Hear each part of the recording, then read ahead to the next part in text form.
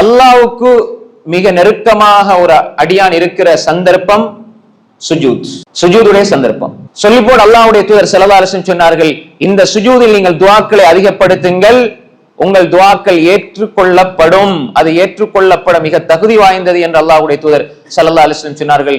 சஹீஹான செய்தி. அப்ப அல்லாஹ் நெருக்கமா அல்லாஹு தஆலா அடிவானுக்கு வார நேரம் நாம் அல்லாஹ்வுக்கு நெருக்கமான இடம் சுஜூத்ல இருந்து துஆ கேட்பது என்பது இன்னும் இன்னும் அல்லாஹ்விடம் எங்களை நெருக்கி வைக்கும். அல்லாஹ்விடம் எங்கள் தேவைகளை முறையிடும் பொழுது அல்லாஹ் அதை ஏற்றுக்கொண்டு எங்களுடைய உள்ளத்துக்கு ஒரு அமைதியும் நிம்மதியும் தருவான் என்பதில் எந்த சந்தேகமும் கிடையாது. இரண்டாவது, சுஜூதுல எப்பயும் கேட்கலாம். சுஜூதுடைய வேளையில் நாம் துஆ கேட்கலாம் உண்டு. இரண்டாவது, சுஜூதுடைய வேளையில் எல்லா மொழிகளிலும் கேட்கலாம், எந்த மொழியில இருந்தாலும் கேட்கலாம், அரபுல மட்டுமல்ல.